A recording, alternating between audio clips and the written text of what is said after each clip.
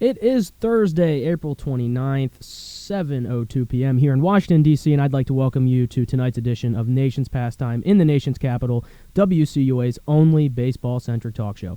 I'm your host, Andrew Snaith. I'm here with my co-host, James Higgins, tonight. James, how are we doing? Doing well. Another good week of baseball. The Red Sox are tied for the best record in baseball. Couldn't be better here.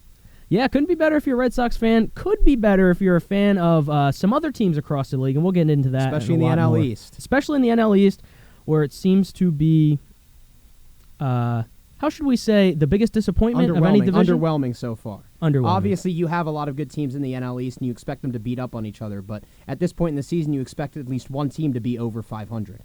Yeah, the fact that we're ending play today with not a single team from the NL East. Atlanta's at 500 right now. Over 500, yes. Right, Atlanta is at 500 at 11-11, I believe. It might be 12-12. I think it's 12-12, yeah. Just still absolutely disappointing from the NL East. We'll talk about that and a lot more tonight. But first of all, thank you all so much for tuning in.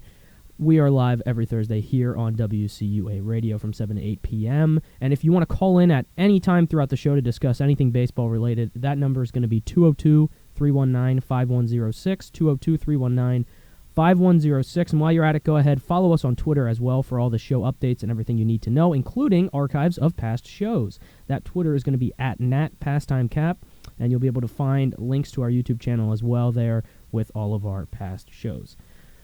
So let's get right into it. We had a very, very eventful week across Major League Baseball. Lots of good things, a couple bad things, and just a whole lot to talk about. We're not going to have a whole dedicated discussion segment tonight. We're just going to talk the news because there's that much to discuss for this previous week of baseball since we last talked to you. And there's a couple places we could start, but the one I want to start with, James, is with a young man out in Los Angeles, California, who is doing things that I don't think I was ever going to see in my lifetime from a baseball player again. And that, of course, is Shohei Ohtani. The man is absolutely ridiculous. In case you're not aware, he is the first man to start a game on the mound while leading the league in home runs since Babe Ruth 100 years ago. That's ridiculous. Oh, and by the way, on that game, he was 2 for 3 with 2 RBI and also struck out 9 on the mound. Shohei Ohtani is one of the most unique talents the game has ever seen. Not just in the game today, not just in the past 50 years, but that the game has ever seen. Monday night was ridiculous. As Andrew said, he was the first guy since Babe Ruth to start a game while leading the league in home runs. He was 2 for 3 that night with 2 RBIs of his own, 9 strikeouts, picked up his first win on the mound since 2018. And when you talk about a guy like Shohei Ohtani, when he gets into, if he can stay healthy, he will obviously continue to stay in MVP consideration throughout the season. The voters need to evaluate Ohtani's performance as a combined performance, not just, this is what we view him as a hitter, and this is what we view him as a pitcher. No. If you add up his win, his offensive WAR plus his pitching WAR, you add those two together, that's the complete player that you have. And if Shohei Ohtani can stay healthy for a full season, I mean, he's pretty, how can he not be your most valuable player unless the Angels continue to stutter around 500 and not make the playoffs? See, that's interesting that you bring that up when they're evaluating his status for most valuable player, because I was going to ask you, is there going to be an argument if he stays healthy and he keeps up this pace that, it's not fair, it's easier for him because he plays both positions? No, because he's the only guy in the game that does it. Exactly. It makes it so much harder, and he plays in the field every day, and when he hits, and when he pitches, he hits for himself. He rarely gets an off day. He is a true everyday player that pitches every 5th day, and he also hits on those days. The guy doesn't get any off days. He's an everyday player that also pitches.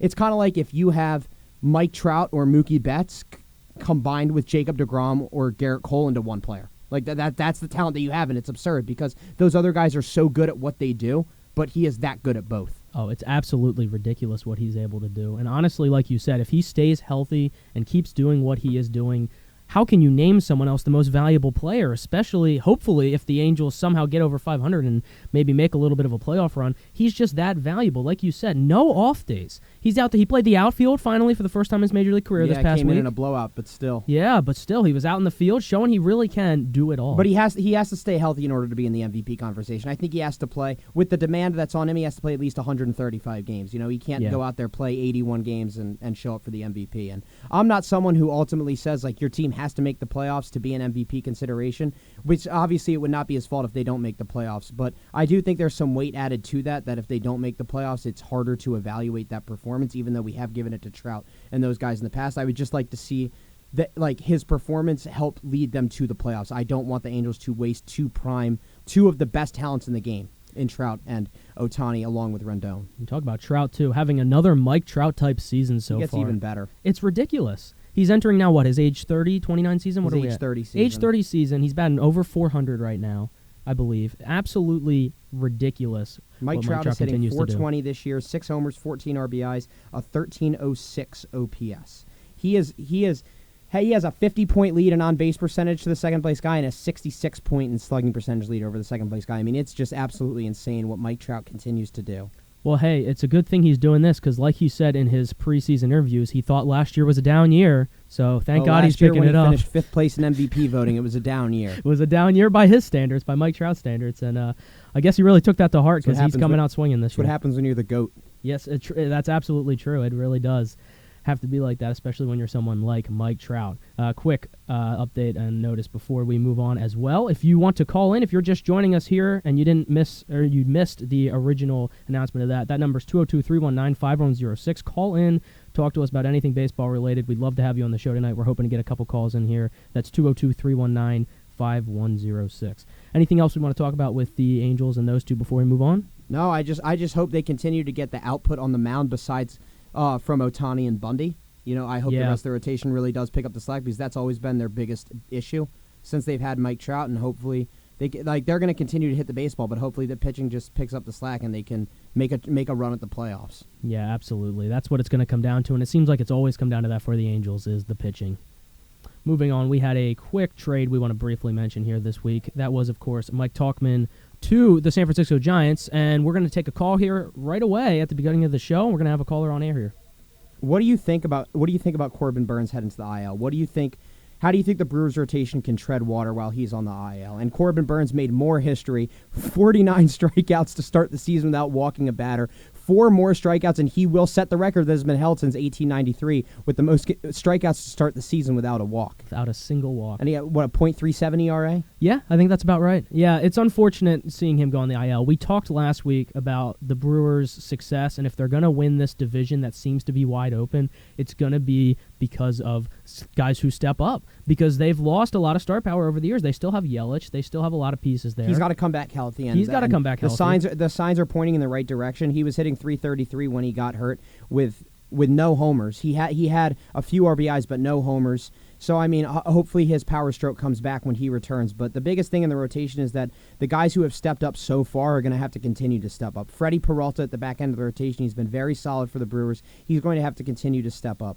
because it's like with how much dominance Burns was pitching with each and every night, it's going to require that much more from the guys in the back end to step up. Oh, absolutely. You're going to need guys like Woodruff to come out there. Well, you expect Woodruff to be dominant. Well, you need it like you said. But you're going to need it even more. You're going to need even more. You're going to need Woodruff to start pitching not on the level, but close to level Burns because they got used to that. Heck, we're what? He's 4 or 5 starts into the season, and he's done it every time. Exactly.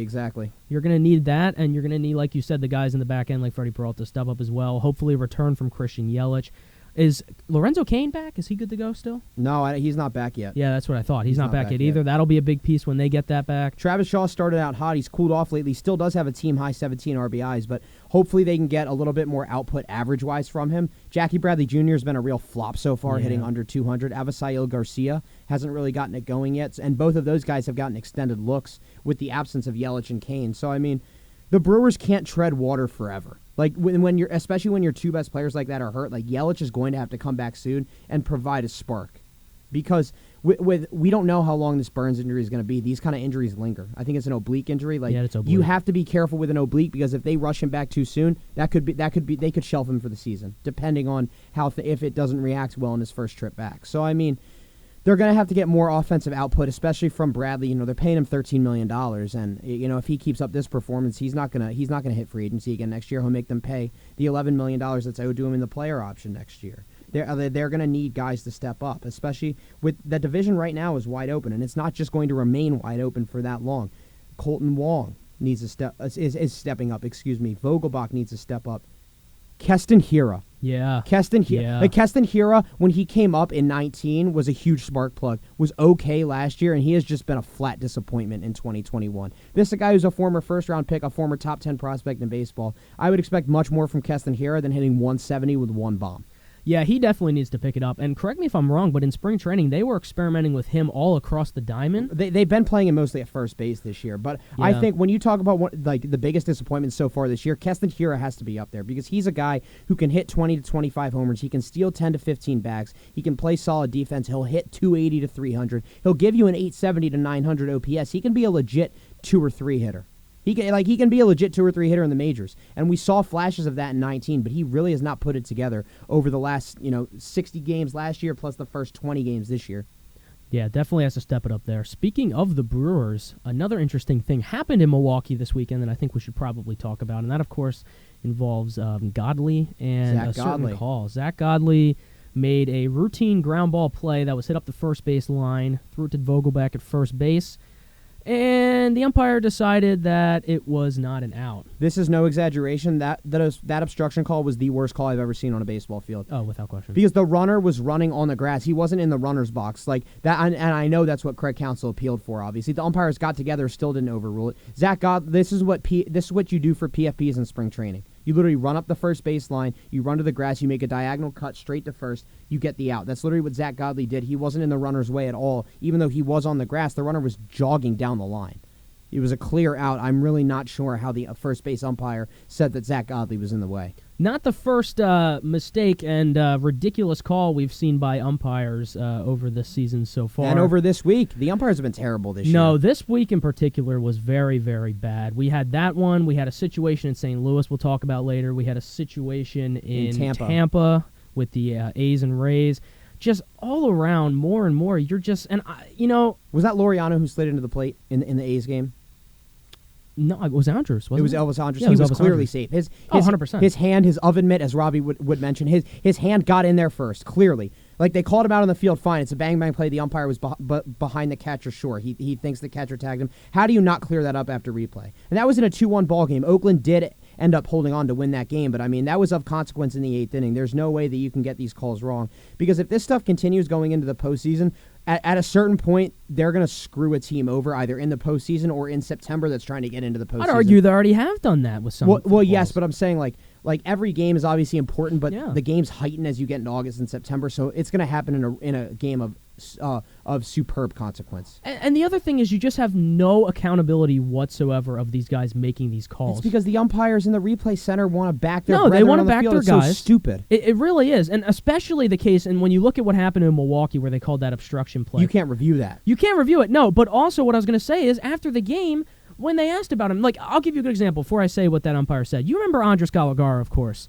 And that blown call Jim Joyce, yeah. with Jim Joyce. What did Jim Joyce do the next game? The guy was in tears because he blew the call, and he admitted he was wrong. Well, after the game, he admitted for very long he was wrong. That he was wrong. He was cursing up a storm at himself in his post-game presser. He knew he was wrong right away. I mean, like, as bad as it is to screw up, just come out and say you're wrong because the whole world knows you're wrong. The whole world knows, and that's exactly what the guy in Milwaukee did not do. He made that call after the game. They asked him, and he goes, yeah, I made the right call, and I'm glad I did. And, you're just going to have it seems like we just have an attitude like this from every umpire. There's not going to be any accountability for these blown calls. And then, like James said, you got these guys in New York who just want to back the guys on the field. I want to buy one of their baseball cards after this year. That's who I'm going to the game to see, the umpires. Hey, evidently they think so. I mean, you got Angel Hernandez still battling in court with this discrimination case. Did you see the call he made on case. Justin Turner Tuesday night? He did, a couple bad strike calls on Justin Turner that were way out of the zone. Yeah, that doesn't surprise me. But no, correct me if I'm wrong, though, but I think he's still fighting that in the courts. No, he lost. He did he lost lose? on opening day. He lost an open. I read something the other day that he's trying to take it further. He probably or something? appealed it. He's appealing it. Probably appealed it because I know on opening day the decision came out that he lost. Angel Hernandez, you are not getting assigned the All-Star game or postseason games because of your race. You are not getting assigned those because you are bad at your job. Absolutely horrid. And they showed Angel Hernandez the numbers. It was not because of his race. They showed other minorities who were getting these games. They showed the percentages matched up, and they were not what Angel Hernandez was reporting. It's because he's terrible at his job and the worst umpire in baseball. The absolute worst. Oh, no, without question. As Hawk Harrelson would say, another blown call by Hernandez. I think I've heard him say that about 5 times when he was back announcing for the White Sox. Always a joy to listen to Hawk on the mic. A quick reminder for anyone who wants to call in and discuss anything baseball related. That number is 202-319-5106. That's 202-319-5106. Well, hey, let's move out to the West now. We talked a little bit about some calls on Justin Turner. Let's talk about the Dodgers and Padres series that we were treated to again, because Oh my, was it entertaining. This is postseason baseball in April. This is baseball at its best because at the end of the year, these are going to be two of the three best teams in baseball. Like, those records will shake out. Obviously, the Dodgers went on a little skid this weekend, losing 3 of 4 and then losing 2 out of 3 to Cincinnati. But they'll be just fine. But what a series for the Padres. If that wasn't a statement series, then I don't know what a statement series is. Fernando Tatis Jr., 5 home runs in the series, 2 off Kershaw, 2 off Bauer, and 1 on Sunday. I mean, he put on a show. He put on a show. The Padres put on a show. The comeback on Sunday night, just an unbelievable series from the Padres. Yeah, they really, like you said, made a statement going out there and with the series they had. That comeback, unbelievable. Just absolutely unbelievable, especially against a team like the Dodgers, who are just a ridiculous powerhouse and have essentially, it seems, no weakness. And they came out and they came back, I believe it was 7-1, yeah, correct? 7-1 in the 7th. Jake Cronenworth with a couple timely hits. Eric Hosmer continues to come through in the clutch. He's one of the MLB hit leaders this year. Yeah. Manny Machado with the game-tying hit on Sunday night. The Padres just keep doing the little things right, and they're going to keep the Dodgers on their heels all season long. Not saying that the Padres will win the NL West, but they are going to make sure that the Dodgers have to fight tooth and nail for the division, and the Dodgers haven't had this kind of competition in a long time. But again, what a statement series for the Padres. Blake Snell, Yu Darvish, they showed up when they needed to most. They did exactly what they needed to do. They took 3 of 4, and they are now leading the season series 4-3. So a little bit of controversy. And Joe Musgrove. Yeah, and Joe Musgrove, of course. A little bit of controversy throughout that series with a certain home run that was hit off Trevor Bauer. I got to get your thoughts on that, James. In case you're not aware, there's a alleged video of Fernando Tatis Jr. looking behind and seeing a sign from the catcher before hitting the Trevor Bauer pitch into the stands for a home run. Thoughts on that? Well, I mean, if he wanted to peak, just wear sunglasses. That's what A-Rod did. He wore wide lens. No, seriously, A-Rod wore wide lens sunglasses so he could peek down. I mean, look, peeking at a catcher sign is one of the most Bush League things you can do, but whether it was Barnes or Smith, I don't remember who was catching for L.A. at the time. I don't understand why he wasn't looking at the batter the whole time, because you see catchers all the time. You literally stare at the batter so they make sure they aren't peeking. I mean, I'm not saying what Tatis did was right, but that's the first thing. Like, look at the hitter and make sure that he's not peeking. Just look at him while you give your sign. Cover it up better. But secondly, I'm not sure if Tatis was peeking for location or for the pitch. But either one is bad, and if he does it again, he's going to get a fastball straight to the ribs. There's no place in the game for that. Like, just like Bauer said, when Tatis covered his eye when he was rounding the bases, or when he did the shimmy like Bauer does, that makes the game fun, and that brings fans to the game. And Bauer is all for that, just like he said. Even though he gave up those home runs, he's all for that. He's a content creator himself. Celebrate with your teammates, pump them up. Do whatever that attracts eyeballs. But there's no place in the game for peaking. And if Tatis did indeed peak, he better not do it again, because if there's any indication the next time they meet in June that Tatis is peaking, he's going to get one straight to the ribcage or straight to the ear hole. There's no in between. The Dodgers will, and as Dave Roberts said, it is noted what Tatis did. I'm sure he was peaking. I'm sure of it. He was peaking. And you know what? He did it once, and it's bad, but if he doesn't do it again, fine. Forget about it. If he does it again, he's getting one straight to the ear hole or the rib cage. Yeah, like you said, no place for that in baseball. I'm going to quickly go back to the Central and talk about something that happened I would also consider a little bit Bush League this past week. And that is the situation in St. Louis last night between the Cardinals and the Phillies. Now, I try my best on the show not to talk about the Phillies when I don't have to, because it's an entire baseball show, and of course I am a Phillies fan. But I feel like, especially when I was watching this last night, I was thinking about this, and I think it's fine if I give a little bit of a statement here, because what was happening yesterday in St. Louis is not just about two teams. It's about the safety of players throughout baseball and the absurdity and the failure of Rob Manfred as a commissioner. And in case you're not aware, we had a young left-hander named Genesis Cabrera come in for the St. Louis Cardinals in yesterday's game, and he didn't know where the ball was going. The lefty came in. The first pitch he threw was 97 miles an hour off of Bryce Harper's face. Harper immediately went down. Nose was bleeding, and somehow the man got up, walked off the field. He's fine. He posted an update on. Thankfully, Bryce is okay. That was. It's scary for it to happen to anyone, but especially to one of the faces of baseball, to one of the best players in the game. Good to see that Bryce is okay, and he is not going to avoid. He's going to avoid an IL stint and most likely play tomorrow. The Phillies have an off day today. Yeah. No, we played today, but he's probably playing tomorrow. He should be in there tomorrow or Saturday. And quick aside from my statement here. I don't know how. That was 97 off the face, and the man took to Instagram after the game, and his quote about how it was going was, "Yeah, it feels good, man." Like, you just took a 97-mile-an-hour fastball off the face, because he and your statement is it feels good? Like, he's ridiculous. That man's not human. yeah, I mean he's one of those tough guys. He'll just grind and battle, and he'll do anything to stay in the lineup. No, he absolutely will. But going back to what happened, Cabrera drilled him right in the face, immediately taken out of the game. The very next pitch hits Didi Gregorius directly in the ribs, another fastball, and it was at that moment that the umpire should have stepped up and ejected it from the game. It's not a matter of whether or not it was intentional. If you're an umpire, one of your duties needs to be, in my opinion, to protect players on the field. And if there's someone on the field or something on the field that's putting the health and safety of the players at risk, you need to get rid of that. And Genesis Cabrera was going up there and hurling fastballs, and he didn't know where they were going to go. That's a risk. I do want to say it was not. I do not think. I don't think so either. No, but no, this is on the umpires more than anything, because 100%. obviously you're not going to be throwing it at Harper's head. You're not going to be throwing at Didi. Like, that was not intentional by Cabrera. We are not trying to throw him under the bus, because stuff like this happens in baseball. Guys sometimes they just don't have it, and they lose control for whatever reason. But this is on the umpires for not stepping into this situation and taking control of it right away. And that's the other thing. Good point from James. None of us here at Nation's Pastime are saying that it was his fault and it was intentional, because it clearly wasn't. And in case you missed it, it broke after the game that Harper himself went out and texted Cabrera. You can see his reaction on the mound, too. You can see his reaction on the mound. They're all good. They're completely fine. Cabrera apologized after the game. The young guy, there was probably adrenaline thrown, and he didn't mean to do it. Put that aside. As an umpire, you can't let that stay in there and continue to hurt people. Oh, and by the way, it's not just the umpire's fault here. This is Rob Manfred. This is on Rob Manfred because of the stupid 3-batter rule. Because after hitting those two, he still hadn't faced 3 batters. So Genesis Cabrera had to stay in there. The Cardinals had no choice. They had no choice. You can't blame the Cardinals. No, but here's the thing. And Mike Schultz even said after the game, like, hey, he would have been out of there after Harper if I could, but I couldn't. Yeah, exactly. No, that's what I figured, too. Like, you can't blame the Cardinals for this, because they're at the mercy of the rules. It's absolutely ridiculous, and it shows yet again another failure of this pace of play, speed up the game bullcrap that Rob Manfred has been trying to do in his tenure as the commissioner of baseball. Another unintended consequence that all the guys who thought that up and probably sat in a room and went, wow, this is just the best thing ever. This is genius. They probably didn't even think of something like this. And because of this, you got 2 guys who didn't play in the Phillies finale today, and we could have used them. We lost by 1 run, and our offense looked pitiful.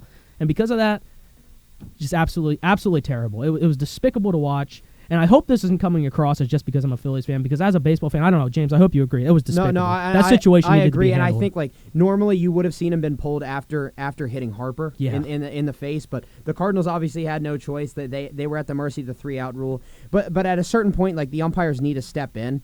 Because, like, fine, if you don't want to step in after Harper, if you think it just got away because it was his first pitch of the night, fine, whatever. But after Didi, the umpires has to step in and not eject him for a reason of intent, but just eject him for player safety. I mean, at a certain player point, safety, exactly. Look, and especially you as the umpire, waive the damn ejection fine. Like, he does not have to pay the ejection. If that's what you're concerned about, the young kid, don't make the young kid pay the ejection fine. This is about the safety of the players in the game. This is about making sure that guys stay safe, because when you hurl a baseball, it's a very dangerous thing, especially if you don't know where it's going. It's essentially a weapon. When you can throw 97, 98, 99 like Cabrera and you have no idea where that's going, that's essentially a weapon. Forget about injuries. That could end people's careers. If that was in a different spot on Bryce Harper last night, his career could be over. It could be Giancarlo Stanton. He could have missed the rest of this year, and he could have never been the same player again. Thank God that's not the case. But that easily could have happened, and the umpires needed to make sure that didn't happen, and they did not do their job last night. They failed yet again. An absolute disgrace by Major League Baseball umpires this year. Yes, it's been an absolute disgrace last night and by umpires overall in baseball, but I want to stick with the NL East. What do you think about the Phillies and their offensive production in the bullpen so far this year? Obviously, the bullpen was a big issue that last year that they addressed in the offseason. Early in the season, they were pitching lights out. We've seen them as a team, and the bullpen stumbled the last week. What do you think about the bullpen going forward? Yeah, definitely unfortunate. We started off really, the Phillies started off fantastic with the bullpen, and it just all seemed to start crumbling. I will say the overall bullpen ERA is a little inflated because of guys like Velasquez and Hale who are coming into mop-up situations. I'm not looking at the ERA, but I'm looking at certain performances from guys that obviously late that's in fair. games that haven't recently. I would say, look, I want to say one thing first and foremost. If you are a Philadelphia Phillies fan or a fan of any team, and you're blaming Hector Neris for the problems with his bullpen, you don't know what you're talking about and you don't watch the games. Yes, he's a little exciting on the mound, and you don't really know if it's going to be a quiet 1-2-3. But he has been the best pitcher in this bullpen. The guy's got an ERA in the ones. He's converted all of his save opportunities except for, I think, 1, and that was only because of the stupid extra inning runner rule. He's been fantastic. So I'll start with that. He's been really good. Alvarado's been surprising. The control is always going to be an issue with him, and there's going to come a time where he blows up, okay? It's going to happen, and I'm not going to sit here and deny that that's going to happen.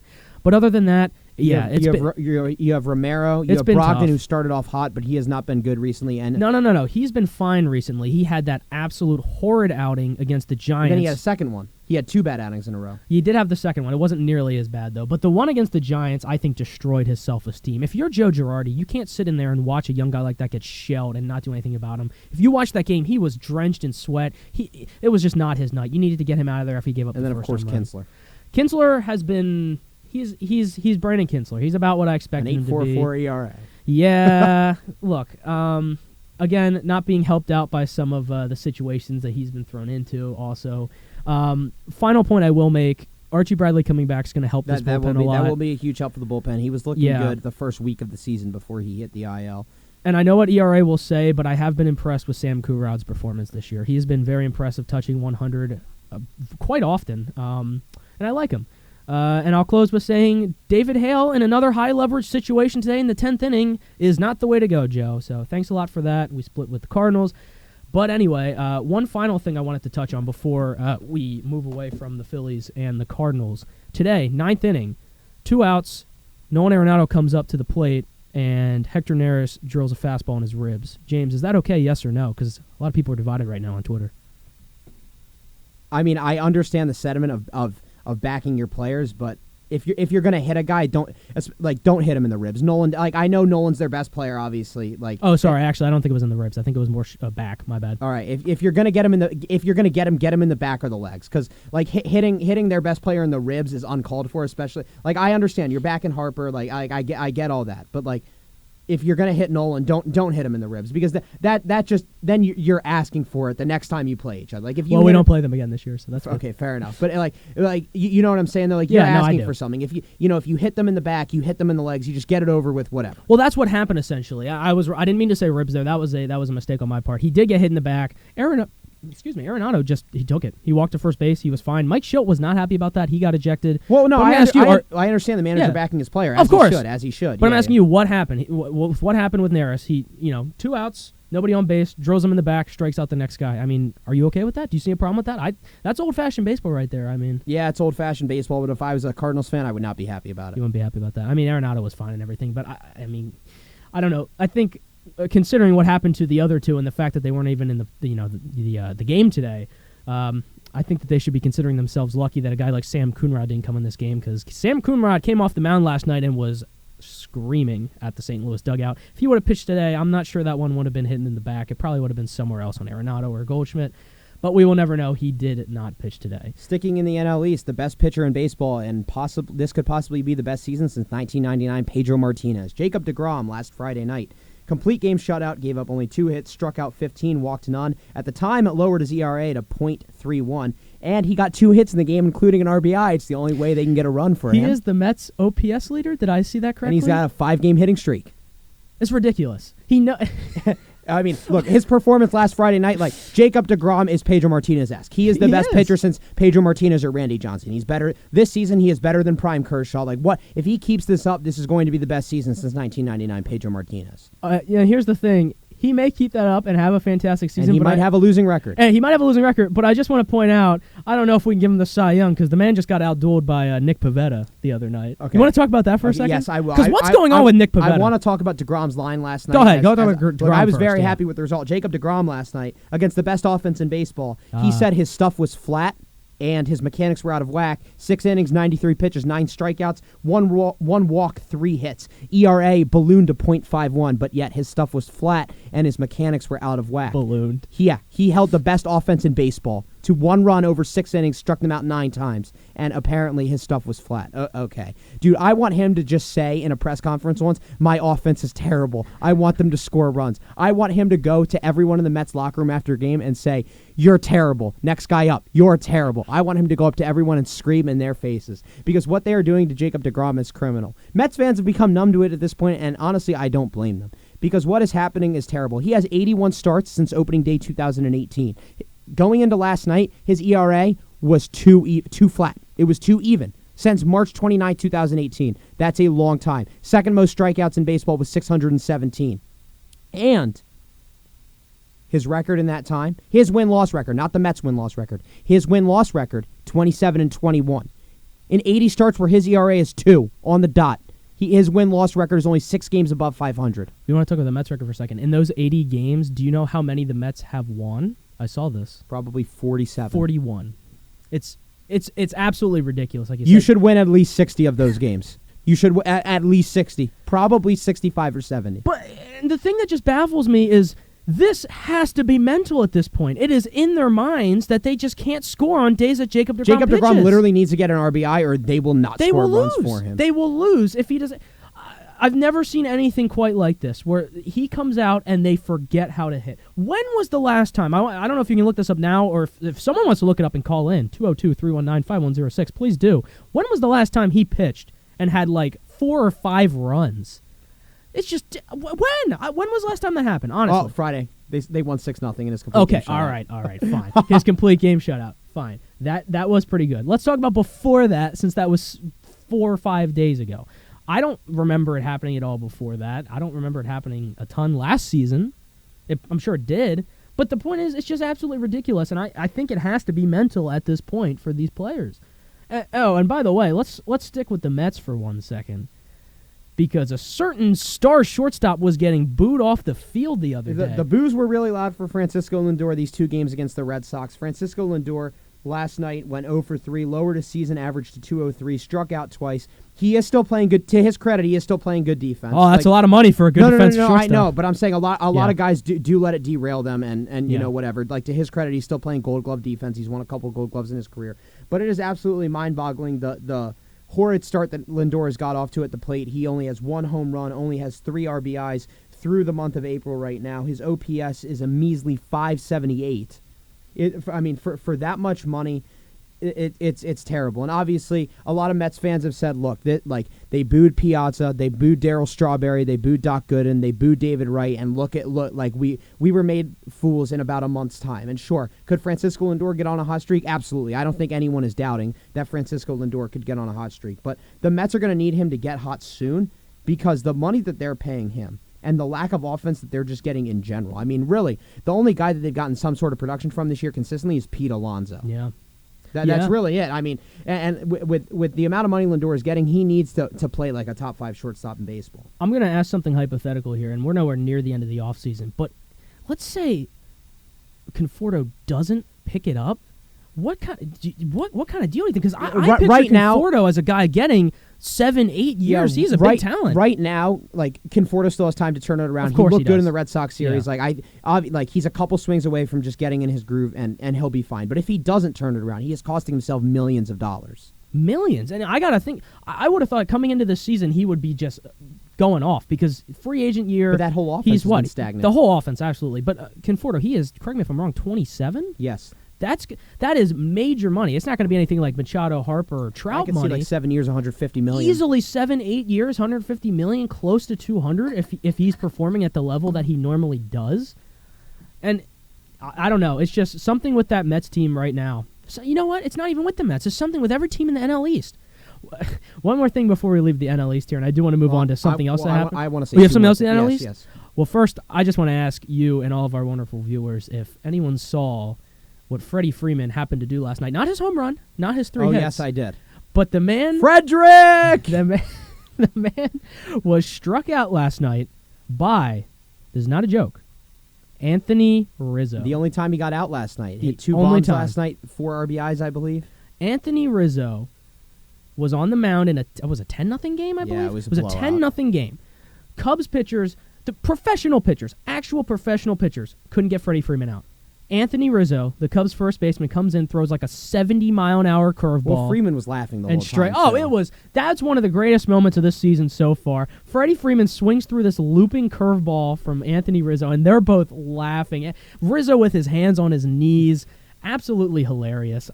What a great moment. This goes back to a couple weeks ago when Rizzo had Freeman in a rundown and he screamed his name, Frederick. Yeah. Very funny moment. Yeah, and you could even hear that on the mic. broadcast. Rizzo was mic'd up that night. Rizzo was mic'd up indeed. Wish he would have been mic'd up for the pitching performance last night.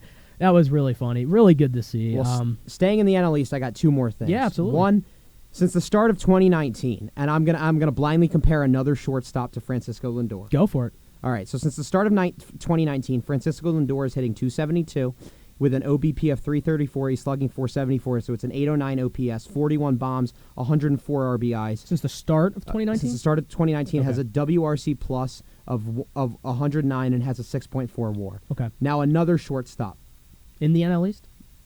I'm not going to tell you. Okay. Another Okay. shortstop who is very underrated. He's hit .313 in that same time period, .381 on base percentage, .545 slugging percentage, which is a .926 OPS, 47 homers, 157 RBIs, with a WRC plus of 141. So that's a 32-point increase and a WAR of 9.7, 3.3 WAR. I think I know who it is, and I would 100% take him over Lindor if that's what you're asking. Are we talking about Mr. Trey Turner? We're not talking about Trey Turner. We're not. We're talking about Xander Bogaerts. Wow. Xander Bogaerts is one of the most underappreciated superstars in baseball. And I don't want to talk about the Red Sox too much, obviously, as a Red Sox fan, but I want to put into perspective, like, if of how highly people view Lindor, Xander Bogaerts should be viewed that much higher because he is an elite baseball player.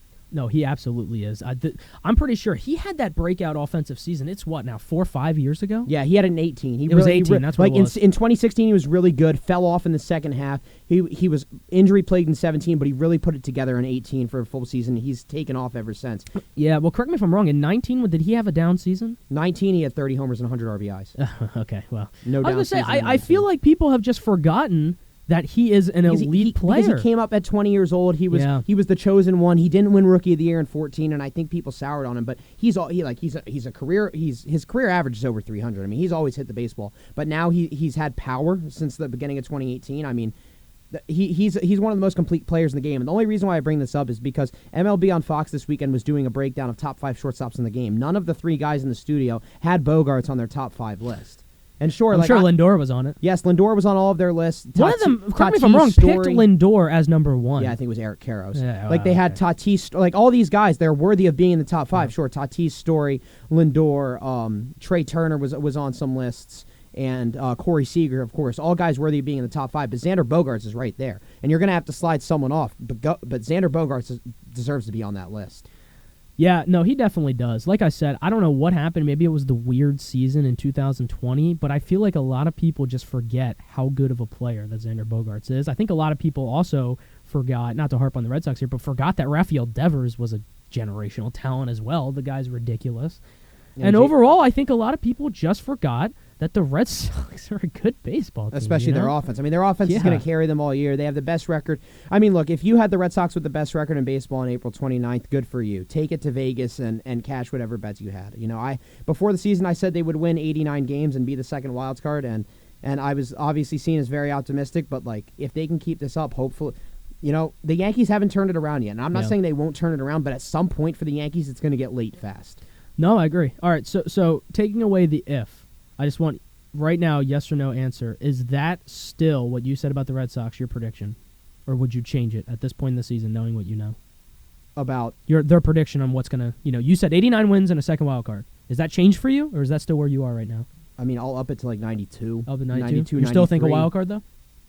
Yeah. Yeah. Maybe ask me in a week, and I'll say. All right, we'll ask you again next week. We'll see how it's going. But no, I think you couldn't have said it better. It's going to get late really, really fast for the New York Yankees unless they start waking up. Hey, they showed some life in Cleveland. They showed a little bit of life against Baltimore, although they did make Matt Harvey look like prime Matt Harvey the other night. That was something I didn't think I'd be saying in 2021. And they lost today. Like Yeah. They always take one step forward and then 2 steps backwards. Yeah.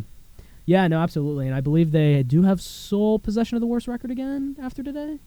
They might. No, Detroit. Oh, I'm sorry. I forgot all about Detroit. That's unfortunate. Hey, speaking of Detroit real quick, is Matthew Boyd going to be the best starter on the market this trade deadline? Yeah, and another guy who's going to be on the market who will generate interest if he keeps this up is Matt Harvey. Oh, yeah. That's Matt Harvey has looked really good in the first month, and obviously you're not going to get the Dark Knight from 2013 or the 2015 postseason.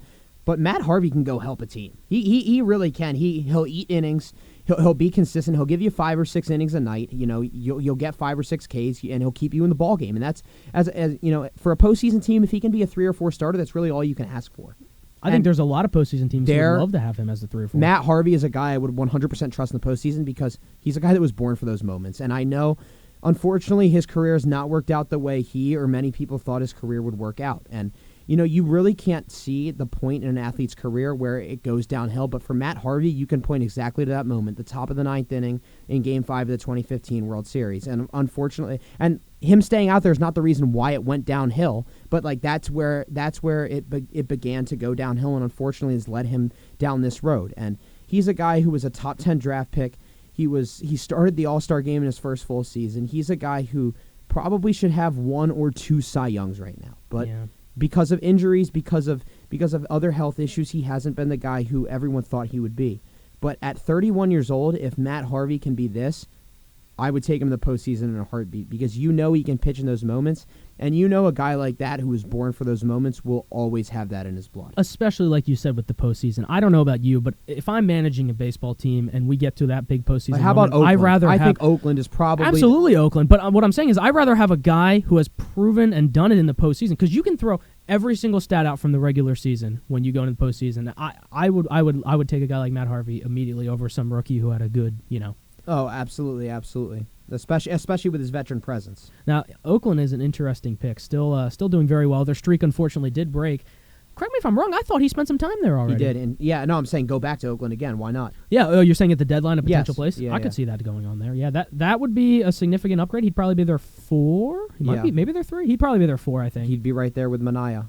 Yeah, that's right. Two other big performances I want to talk about this week before we wrap up. First, Trey Turner on Tuesday night against Toronto. Overlooked because of what else happened. He and Xander Bogaerts are both overlooked. Like another overlooked shortstop. Trey Turner is one of the best shortstops in the game and one of the most complete players, because he's finally hitting for power. He steals bases. He plays elite defense. He is just a very overlooked player. And now with Juan Soto hurt, he's going to have to carry a lot of the weight on offense. And so far, he's picking up the slack. He's hitting .317 on the season, which is just unbelievable. He's got a .949 OPS, 6 homers, 10 RBIs. Tuesday night he started the game 2 for 2 with 2 home runs.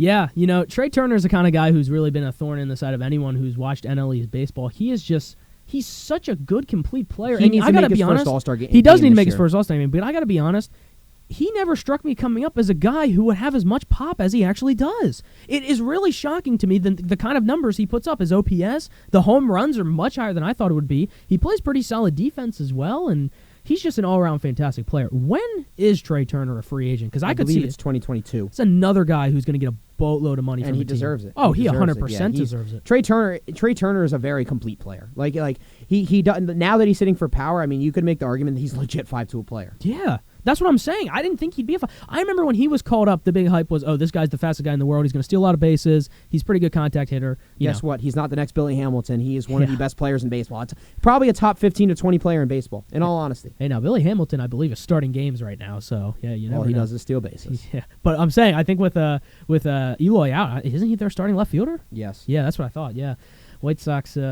Hoping they'll get a little more production. Another performance from that game, of course. We have to talk performance about of the week: Vladimir Guerrero Jr. 3 home runs, 7 RBIs, and his dad, Hall of Famer Vlad Guerrero Sr., was very, very proud of his son, which is just a very cool moment to see on Twitter. See, we talked before the show. We always talk who's your performance of the week. Want to make sure we don't have duplicates.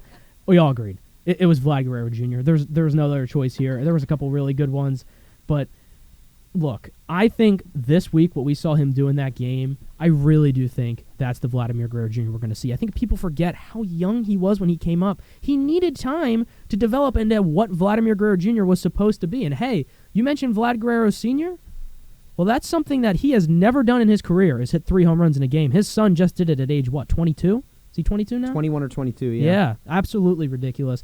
And I do think I think he's on the way for a great season. He's hitting .346 with an 1141 OPS. Kind of like what Andrew and I both said at the beginning of the season. This is kind of like a 2015 Bryce Harper season for Vlad Guerrero Jr. He lost 40 pounds in the offseason. He knew what he needed to do to get into shape. He was the most hyped prospect since Bryce Harper. And yes, Bryce won Rookie of the Year in 2012, but he kind of had a slow start to his career until he just absolutely came onto the scene and busted out in 2015, winning the National League MVP unanimously. And this is kind of a similar situation for Vlad Guerrero Jr.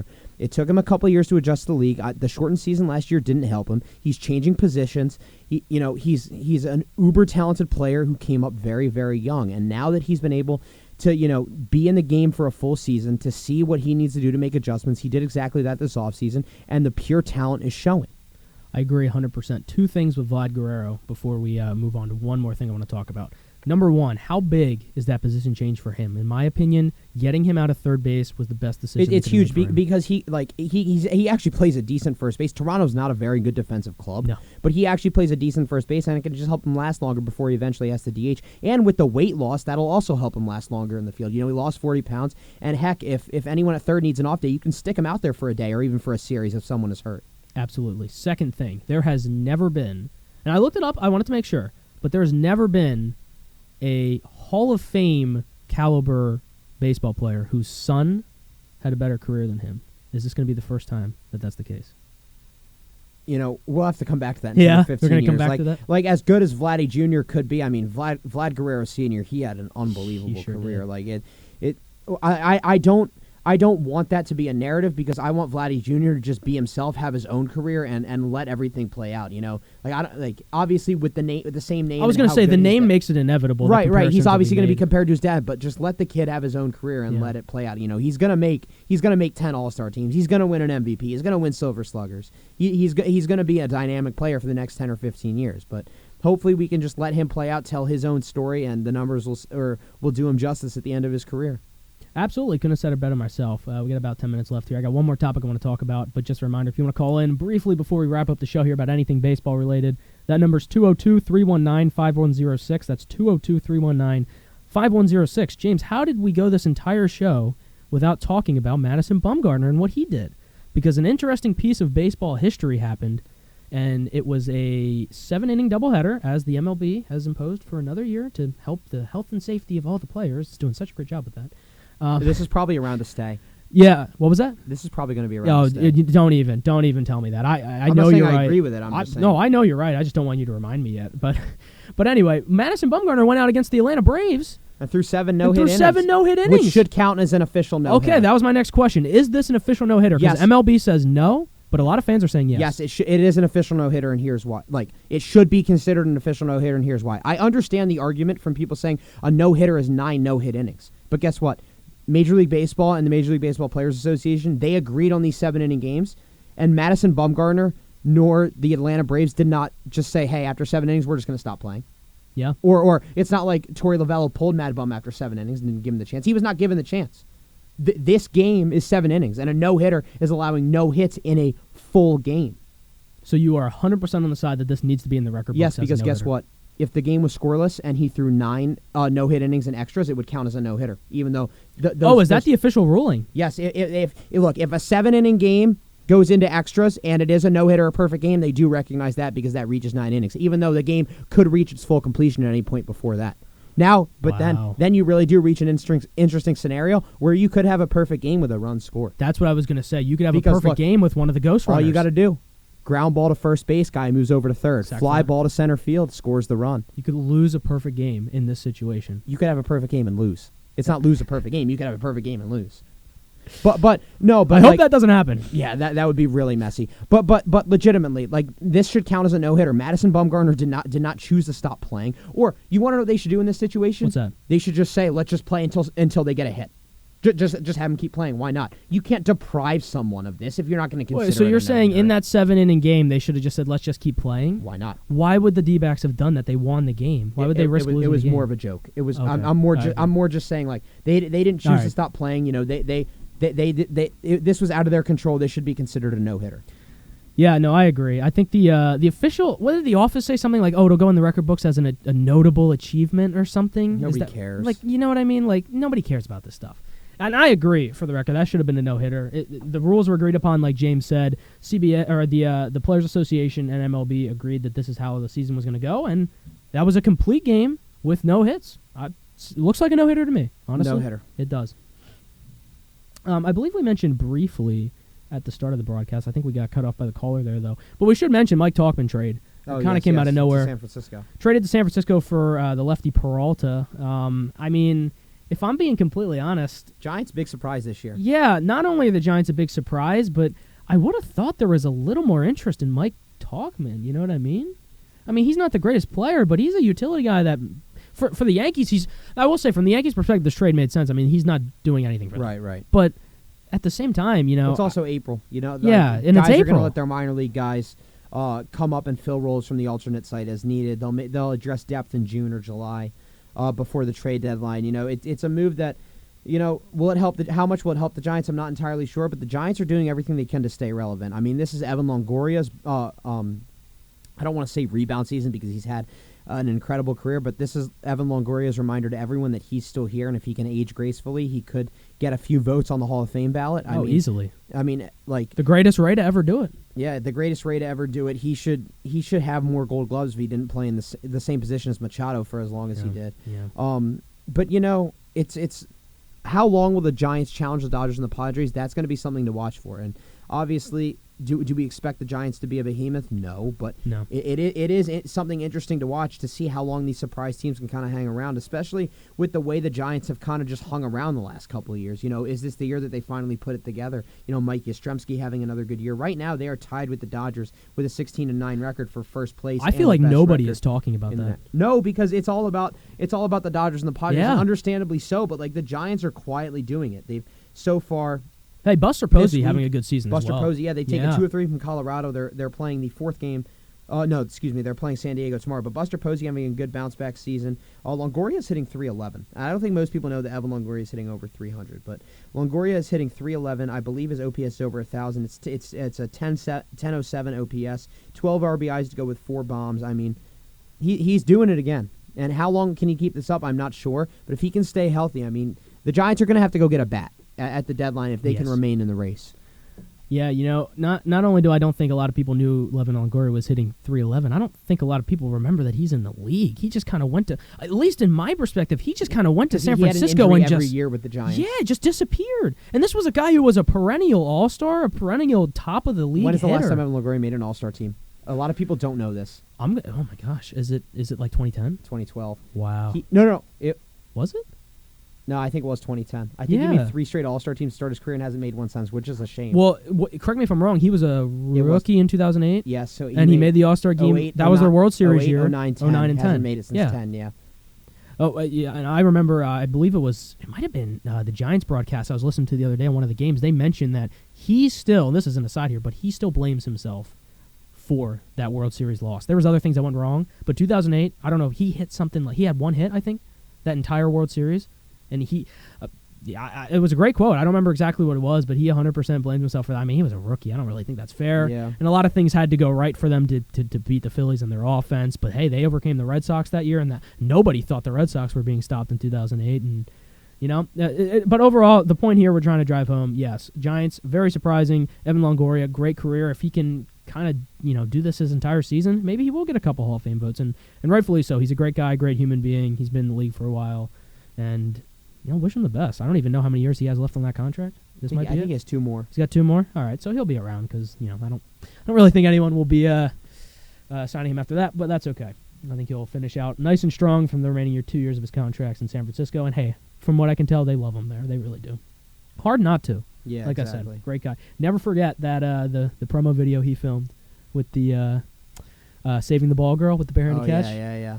I think Great that's where a one. lot of people remember him from. And that still one of my favorite videos of all time. One of the first viral YouTube videos there involving baseball, I got to say. Good times, absolutely. Well, I think that's going to wrap up the show here for this week. Thank you all so much for tuning in and listening.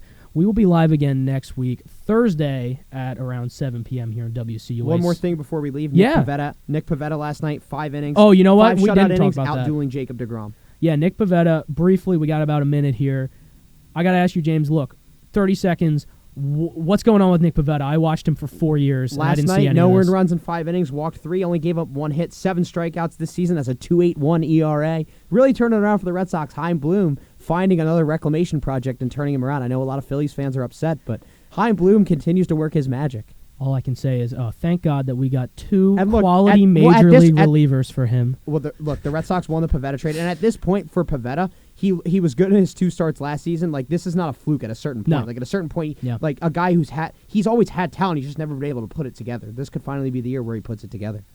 Yeah, by the way, not only did you win that trade before Pavetta even pitched a game, you still have Seabold Workman was in DFA'd, the minors. Workman was DFA'd by Chicago Workman was last night. DFA'd by Chicago. I don't think he saved maybe 1 game for the Phillies.